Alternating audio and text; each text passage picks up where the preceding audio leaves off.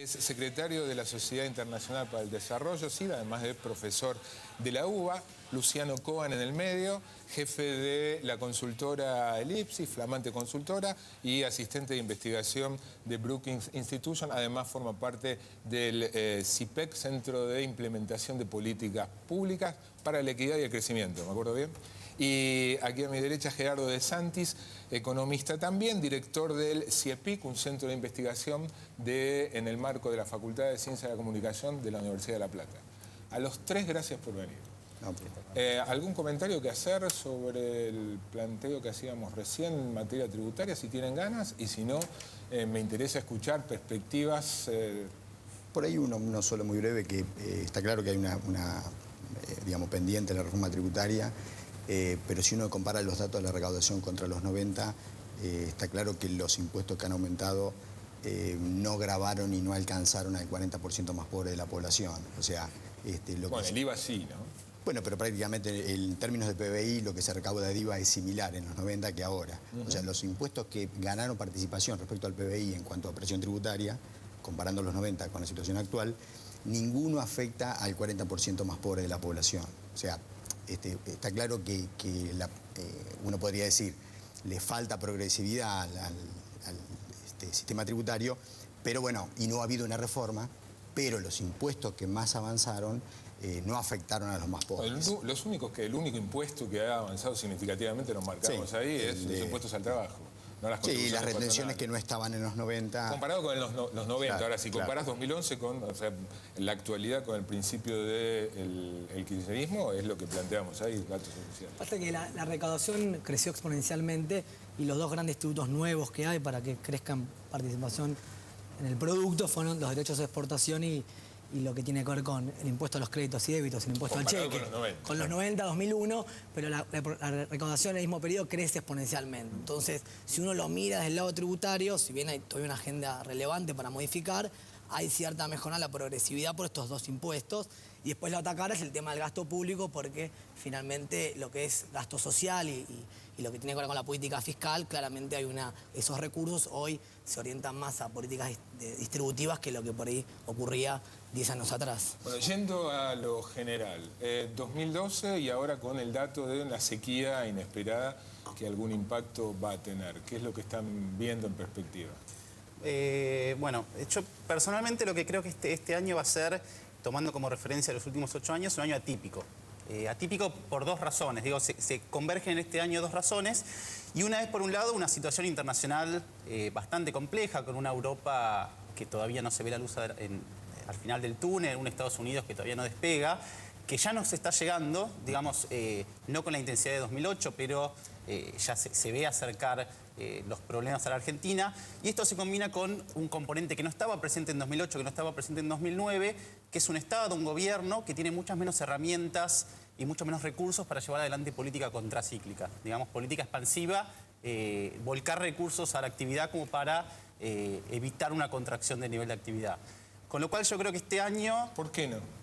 Digo, básicamente lo que hemos visto, lo que se ha visto en los últimos años es un gobierno que ha hecho políticas fuertemente expansivas para sostener un nivel de actividad muy acelerado, sobre un ciclo que ya era un ciclo de mucho crecimiento y con buenas señales desde el exterior.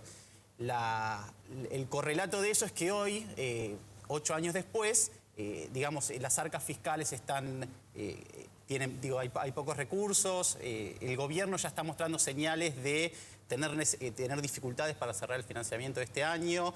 Hay, si se quiere, dificultades, hay pocas libertades, pocos grados de libertad en el manejo de la política cambiaria. Digamos, el gobierno está, si se quiere, con una frazada corta en el cual, por un lado, tiene que contener la inflación, una inflación que ya tiene más de 5 años casi por arriba del 20%, pero por el otro lado tiene que contener la actividad. Entonces lo que vemos tiene esta dualidad de una especie de tablita en el cual se devalúa muy lentamente, en vez de estar usando las herramientas generales que uno esperaría que se usen en un contexto actual de caída de la actividad. ¿Coincidís vos, Gerardo?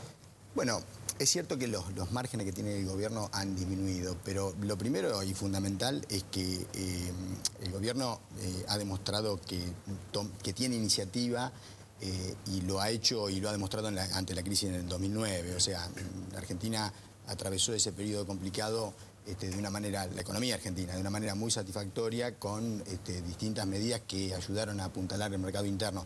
Hay que tener en cuenta que el factor fundamental de la expansión económica de la Argentina es el mercado interno.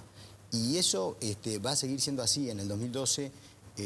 Y además, digamos, el financiamiento de esta expansión de este año, pero también de los dos últimos, y uno podría decir de todo este periodo, es el ahorro interno, ahorro genuino de los argentinos. O sea, la economía argentina durante 8 años se ha expandido de una forma muy importante en base al consumo privado. La inversión ha sido la variable macro que más ha crecido. Y todo eso ha sido financiado con ahorro interno, o sea, no se ha tenido que recurrir ni pedir ni un solo dólar al resto del mundo.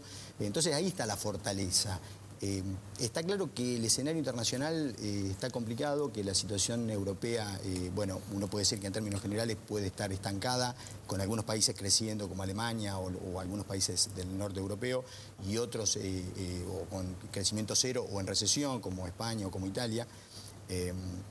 Pero eso puede afectar en cierta medida a la economía china. China exporta mucho a Europa, es el principal mercado de China.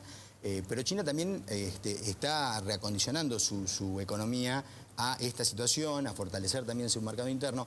O sea, uno puede pensar que no es que se van a desplomar el precio de los productos que la Argentina exporta. O sea que los dos factores que han motorizado la economía argentina, el mercado interno, que fue el primero que nombré, y el mercado externo, básicamente las compras del sudeste asiático, yo creo que se van a mantener, si bien no con la magnitud o con el peso que tuvieron o con la fuerza que tuvieron, pero se van a seguir manteniendo. O sea que la perspectiva para 2012 yo entiendo que va a ser de expansión. Diego.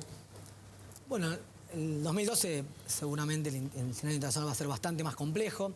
Este es un escenario, como decían de mis colegas, novedoso, y se le suma que hace 2 semanas se cumplen 10 años del ingreso de China a la OMC, y China está cambiando el paradigma global de lo que tiene que ver con la producción y el empleo. La Organización Mundial de Comercio. Tal cual, y para que tengamos una idea, en América Latina prácticamente no existía China como socio comercial.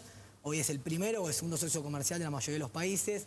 Argentina, Brasil o el Caribe no importaba prácticamente nada de China, o importa 13-14%, lo cual nos pone un desafío complejo, porque a China nosotros tenemos la suerte, no todos los países de América Latina, pero Argentina y Brasil, de venderle porotos de soja o minerales.